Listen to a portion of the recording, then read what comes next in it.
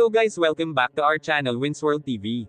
Ang Japanese monster na si Naoya Inoue ay isa na rin sa maituturing na kinakatakutan, pinakamalakas, pinakasikat at bagong alamat sa mundo ng boxing. Si Naoya Inoue ay walang takot sumagupa ng pinakamalalakas na boksingero, at lahat ng kalaban niya ay kanyang pinatumba sa pamamagitan ng super power combo body punches. Si Naoya Inoue ay may taglay na pambihirang lakas, matalas na pag-iisip, malakas na suntok na may knockout average na 88%, siya na ata ang itinuturing na perfect fighter sa kasalukuyang henerasyon. Ngunit may laban siya na hinding-hindi niya makakalimutan at isa niya rin sa pinakamadugong laban sa kanyang buong boxing career. November 7, 2019, si Naoya Inoue ay makakaharap ang parehas title holder ayon sa WBA, walang iba kundi si The Filipino Flash, Nonito Donaire. Isang napakalakas na boksingero ng bansang Pilipinas, si Nonito Donaire, at halos puro knockout din ang inabot ng lahat ng kanyang mga naging kalaban.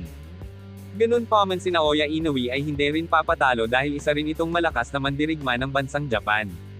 Kaya match na match talaga sila ni Nonito Donaire, at isang kabang-abang ang laban na ito. Nonito Donaire versus Naoya Inoue. Bakbakan na. Unang round ay makikita ang Japanese monster Naoya Inoue na kumpiyansa sa sarili na tila kayang-kaya niyang patumbahin itong si Nonito Donaire. Hindi naman papis-indek dito ang The Filipino Flash ay naging agresibo rin siya sa laban na ito. Ang bawat manlalaro ay sabik na tapusin agad ang laban.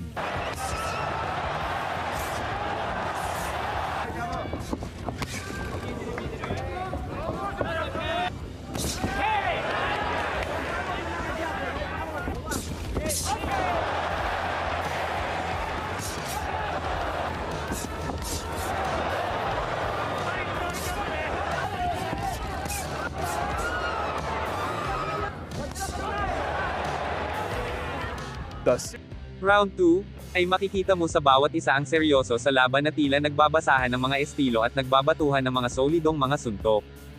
Grabe ang lakas ng kanilang mga suntok, talagang pumuputok sa tuwing sila ay magpapakawala ng mga mabibigat at solidong mga suntok. Kitang-kita na rin dito na lamang na si Naoya Inoue pagdating sa lakas at mga patama kay Nonito Donaire.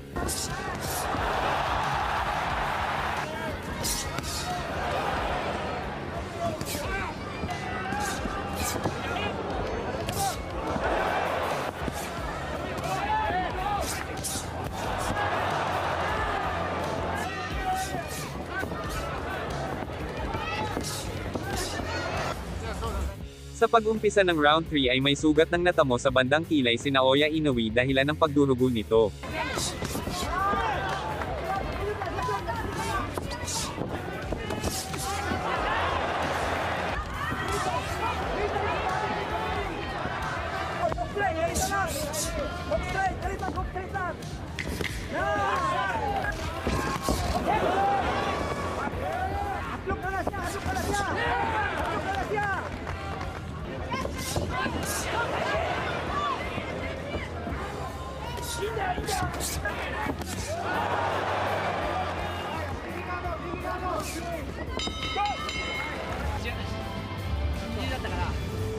Sa round 4 at 5 ay nakikita na dito ang pagkahalimaw ni Naoya Inoue, na tila walang kapaguran at habang tumatagal ang laban ay lalong itong lumalakas.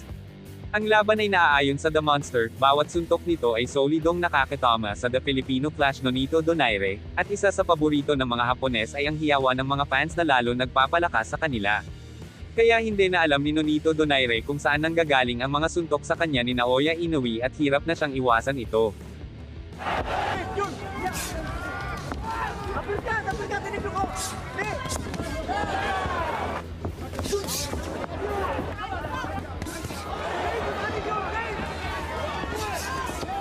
Round 8 ay dito napatamaan ng mga solidong suntok si Naoya Inoue dahilan ng seryosong pagkasugat nito.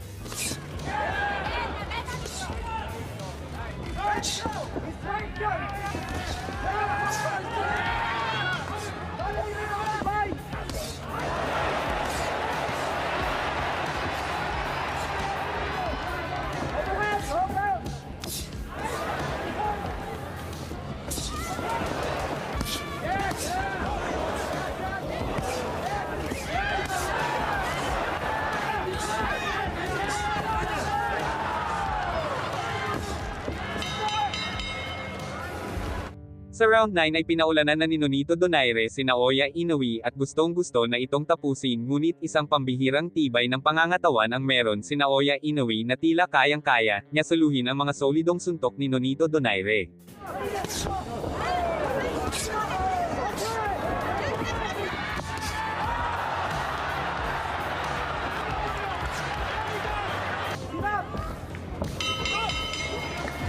Round 11 dito na papatutumbahin ni Naoya Inoue itong si Nonito Donaire sa pamamagitan ng body shot at liver shot punches.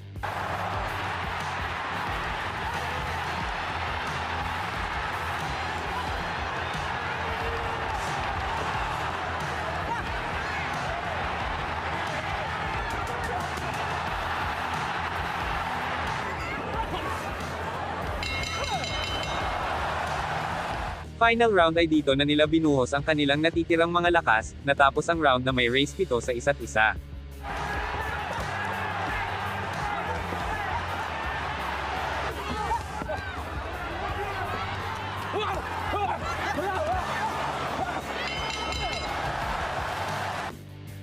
At ang desisyon ay 116 hanggang 111, 114 hanggang 113, 117 hanggang 100 in favor of Naoya Inoue. Panalo si Naoya Inoue. Thank you for watching. Salamat sa inyong panunood. This is Winsworld TV, saying peace, love, and good vibes lang tayo lagi. Okay, alright.